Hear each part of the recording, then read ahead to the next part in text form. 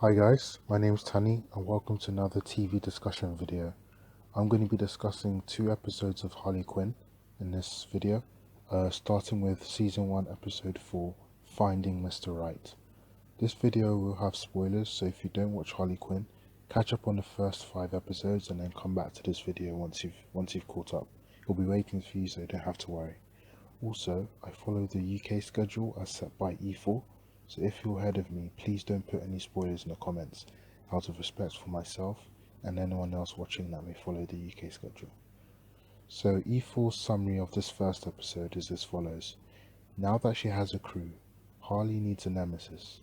Although she goes after Gotham's big fish Batman, she ends up with an adolescent Robin. So, because there usually isn't anything I dislike about Harley Quinn, so again, just moving on to what I did like about this episode. I thought the funniest line was definitely when um, Ivy was talking to her landlord Sai, and then he was saying like, "Oh, no pets, no commies," and then she closed the door and she said, "I don't know if he was gonna get racist there, but it felt like that's where it was headed." Yeah, it was just so funny, and it's literally like the writers read our minds right there. It's just they set up that joke really well, so it's just really funny. Um, and I say funniest line. There are just so many one-liners in this episode and in this show overall. But yeah, for this particular episode, that one I had to like point out. The music was good, especially when King Shark is introduced. It was good. The captions on the Tawny show are just hilarious. The fact that the Daily Planet article was hidden behind a paywall, that was just so funny and just so true to life. And the fact that Kite Man was singing along to the Tawny jingle, that yeah, that just that just had me in stitches because that's literally me. That jingle is actually really catchy, so just just see Kite Man just singing along to it was just too funny. Um, Ivy referring to herself as an eco-terrorist, that was both funny and accurate to how she's described in the comics. I liked seeing various members of the Justice League watching Tawny from their homes. Uh, Natalie Morales as Lois Lane, she did a good job. Ron Funches, forgive me if I've mispronounced his name, but yeah, he does really good as King Shark as well. Moving on to Easter eggs. Funnily enough, Ron Funches and Alan Tudyk, they both starred in Powerless, which is a live-action sitcom which is set in the DC universe, and I highly recommend that series. Only one season, unfortunately, but highly recommend it, especially if you're a DC fan, you'll love it. Um, Ivy's cup in this episode says, "Go green, humans make great fertilizer." It's just hilarious and like very true to her character. Tommy Tomorrow is mentioned in this episode. Like his profile states, he is the colonel in the Planeteers in the comics, and the Planeteers are an organization of space patrollers from the future. Speaking of Tommy's profile, in it, his ethnicity is listed as extremely white, and the first thing he mentions that he looks for in a nemesis is mutual respect. Um, Harley mentions that she is the number one villain in the many multiverses. This is a funny and self aware comment on the many multiverses that exist across DC media. Um, Batman uses shark repellent to subdue King Shark, and this is a reference to the infamous Bat Shark repellent made famous by the 1966 Batman movie. The Robin featured in this episode is Damian Wayne, son of Batman and Talia al Ghul. And Damian mentions the Teen Titans while talking to Batman. Damian is a member of the most recent version of the Teen Titans in the comics. And then also, Aquaman's hair in this episode resembles Jason Momoa's. I thought that was a really nice touch there.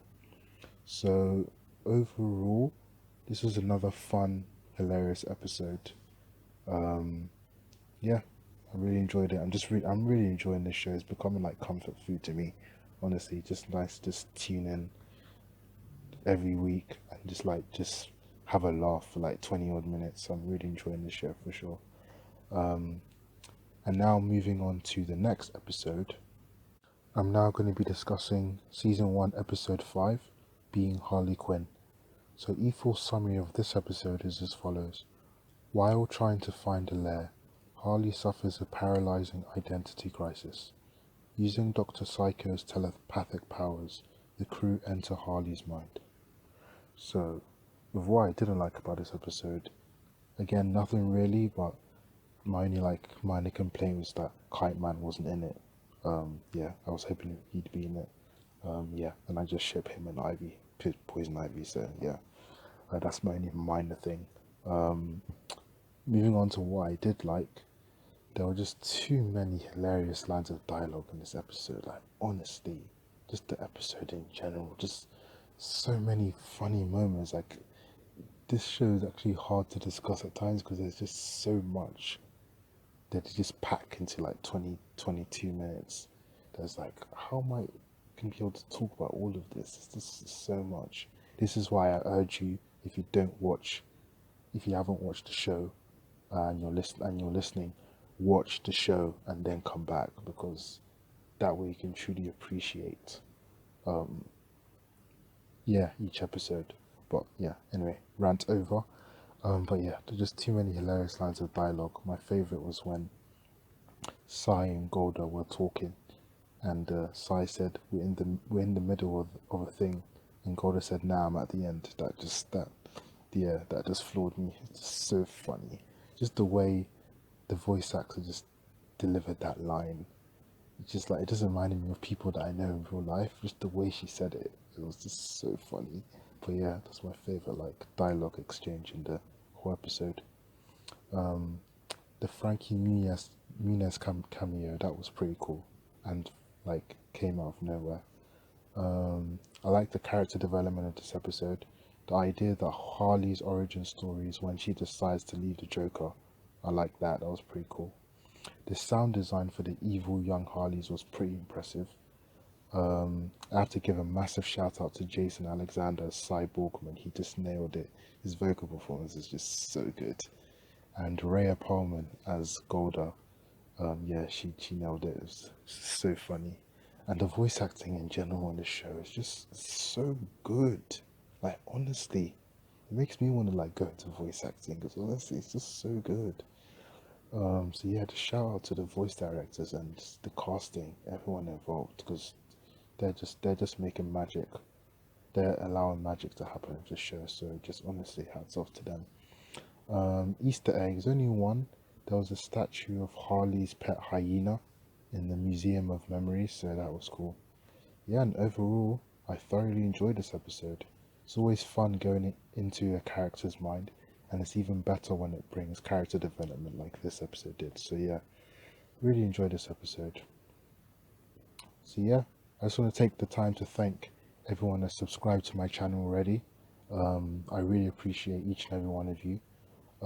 If you've enjoyed this episode and you haven't subscribed, please subscribe and let me know in the comments what you thought about this episode. Let me know what your favorite one-liner was from both episodes 4 and 5.